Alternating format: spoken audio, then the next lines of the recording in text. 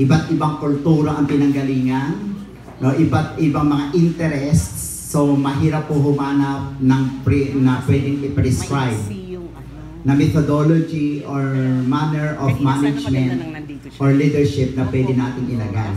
So what you're going to do is just to try what is better, what is best, then if it will not produce something that is good, you have to change it to another one until such time that you will find the best methodology or management and leadership style that is fitted to your own local church. So we have discussed the target clients, the excellent product, then we have the excellent services.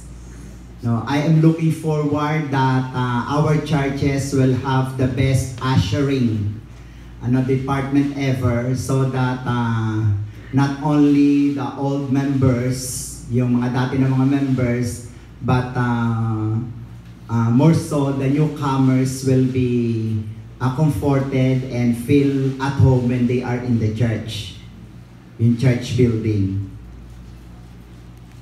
Ayun, so these are just some, marami pang iba na there are good strategies na pwede natin ma-adapt, pero ito lang po ang binigay ko sa inyo so that you will have a taste of best practices of businesses na nagsasucceed sa kanilang mga larangan.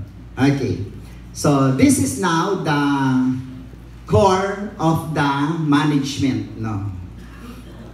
core of the management styles or the management skills that you need to have. And we will see, we call this in the academy as the subsystems of management. So there are some authors have not only 4, they have 7. Others they have 6. But from Robbins, which is one of the best authors of management organization and management, he only confined it into 4 subsystems. Anyway, the other subsystems are included in one of the 4. So from this paradigm, you will see that one of the 4 functions is about planning. So no one I know will disagree that planning is not needed in the church. Now, because planning, as we know, is also biblical. Then after planning, you have to do an organizing, and then you do the leading, even though leading was already discussed by Dr. Sol. And of course, you must have the controlling. So we'll be discussing up to 8 o'clock in the evening, the 4 of this, so that we will see all the details, okay? So let us see. Before I'll be discussing to you planning, let us read. I will be reading to you a story, and then all you have to do is just follow by your eyes in here, then listen so that you will comprehend the story. And the story is about not the way you plan. No, because we want to do some planning and we want to have the good plan ever for our own local churches. And no pastor will think that the plan that they are making with his staff or with the board, kung meron po kayo, dapat ay meron po kayong board, and when they do the plan, they think that the plan is the best plan ever. So people plan, tayo po nagpaplano, then let us see this story, not the way you plan. Once, there were 3 trees on a hill in the woods. May 3 puno na nagtatalo. They were discussing their hopes and dreams when the first tree said, "Someday I hope to be a great treasure chest," lalagyan ng alahas. "I could be filled with gold, silver, and precious gems. I could be decorated with an intricate carving and everyone would see the beauty." Then the second tree said, "Someday I will be a mighty ship. I will take kings and queens across the waters and sail to the corners of the world. People will feel safe in me because of the strength of my hull.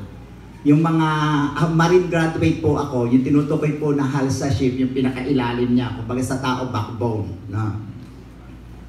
Finally, the third tree said, I want to grow to be the tallest and straightest tree in the forest. Pinakamataas na at pinakadiretsong puno. People will see me on the top of the hill, look up to my branches, and think of the heavens and God and how close to them I am reaching.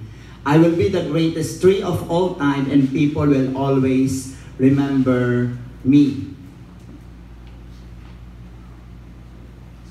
After few years of praying, so pati pala puno ay nananalangin. Pati mga bato. Di po ba sabi ng Biblia? Kapag wala na siyang mananampalatayang nakikita nagpupuri, nananalangin, gagawin niya ano? Ang bato na manalangin. So lahat ng hindi lang tayo animate objects, kundi inanimate objects ay nananalangin because they have their own languages.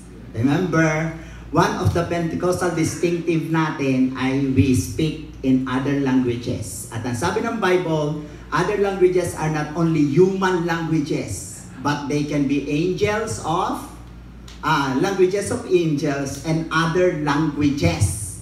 Ibig sabihin yung upuan ni language yan. Yung puno meron. Kaya ano kinausap ni Lord ang puno, nung sabi niya matuyo, natuyo. Nung kinausap ni Moses yung bato, ang bato po ay naglabas ng... So lahat ng mga nakikita natin sa paligid, kahit electric fan, and even the ceiling and everything, they have their own languages. And who will tell us that when we speak the language, the other language, baka language yon ng anumang animate or inanimate objects. No? After a few years of praying that their dreams would come true, a group of woodsmen came upon the trees. Nung makataas sila manalangin, isang araw na lumaki na sila, dumating yung puputol sa mga puno. When one came to the first tree, he said, "This looks like a strong tree. I think I should be able to sell the wood to a carpenter." And he began cutting it down. The tree was happy because he knew the carpenter would make him into a treasure chest. Pinutol, yung nangarap na maging treasure, sabi niya, ay salamat, mapuputol na ako. Gagawin na siguro ako lalagyan ng mga alahas o mga ginto. At the second tree, the woodman said, "This looks like a strong tree. I will be able to sell it to the shipyard." The second tree was happy because he knew he was on his way to becoming a mighty ship. When the three woodsmen came upon the third tree, the tree was frightened because he knew that if they cut him down, his dreams would not come true. Yung dalawa happy, yung isa naman ay malungkot dahil natatakot siya na baka hindi niya maabot yung mga pangarap niya. It's good, even trees feel good because they have their dreams. And all of us in this afternoon, I would like to suggest that we must keep on dreaming. Dreams in the Bible can also be synonymous to our vision. Dreams and visions. One of the men said, "I don't need anything special from the tree. I'll take this one," and he cut it down. When the first tree arrived at the carpenters, he was made into a feed box for animals. Yung nangarap na magilalagyan ng mga alahas na gilalagyan ng mga pagkain ng hayop. He was then placed in a barn and filled with hay. This was not at all what he had prayed for. Hindi na pinanalangin niya. The second tree was cut and made into a small fishing boat. Mighty ship ang kanyang pangarap pero naging fishing boat lang siya. His dreams of being a mighty ship and carrying kings had come to an end. The third tree was cut into large pieces and left alone in the dark. Pinutol lang siya, timber, nilagay lang. Siguro yung mga natanggap nyo kahapon, baka galing doon. Naging tuod. The years went by and the trees forgot about their dreams. Lumipas sa mga panahon, nalimutan ng mga trees yung kanilang mga pangarap. Then one day, a man and woman came to the barn. She gave birth and they placed the baby in the hay in the feed box that was made from the first tree. The man wished that he could have a crib for the baby. but this manger would have to do. The tree could feel the importance of this event and knew that it had held the greatest treasure of all time. Na, di ba, nalungkot siya, naging lalagyan siya ng pagkain ng hayop, pangarap niya magilalagyan ng ginto, pero ang sabi niya dito, hindi naman pala siya nabigo dahil ang inilagay sa kanya ay yung the greatest treasure of all time. Years later, a group of men got in the fishing boat made from the second tree. One of them was tired and went to sleep. While they were out on the water, a great storm arose, and the tree didn't think it was strong enough to keep the men safe. The men woke the sleeping man, and he stood and said, "Peace," and the storm stopped. At this time, the tree knew that it had carried the King of Kings in his boat. Finally, someone came and got the third tree. It was carried through the streets as the people mocked the man who was carrying it. When they came to a stop, the man was nailed to the tree and raised in the air to die at the top of a hill. When Sunday came, the tree came to realize that it was strong enough to stand at the top of the hill and be as close to God as was possible because Jesus had been crucified on it. The moral lesson of the story is we must dream. But there are times that our dream differs from the dream of God. And here is the conclusion. Many are the plans in the mind of a man. All of us do some planning. But it is the purpose of the Lord that prevails. Amen? It should be the plan of the Lord that must prevail, even though we have the best plan ever that we have done with the wisest, with the most knowledgeable members of the Board of Trustees or Board of Deacons or the Board of Elders. But we have, sabi dito, we have to submit our plan to the one who knows what's the best plan for us and for our local churches. When we do plan, there are 4 steps that we have to remember. First is, of course, prayer. Second is understanding. Third, results. And fourth, evaluation. So when you plan and go back, you can use this paradigm using the acronym PURE. P for prayer, U for understanding, R results, and E evaluation. And the first one is about prayer. Who knows how to pray? Amen. Because if the pastor does not know how to pray, how can he expect a member of his church know to pray properly? Amen? Why should we ask to pray? Why are we asked to pray? Bakit dapat tayo nagpipray? Because ang sabi ng Bible, the just shall live by faith. And the expression of faith is prayer. Faith is correlated to prayer and vice versa. When you have faith, you have to show your faith by prayer.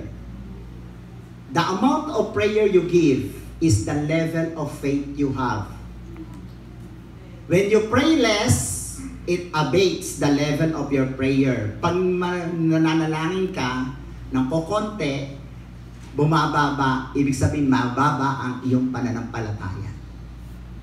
But when you pray without ceasing, it means that your faith is so high.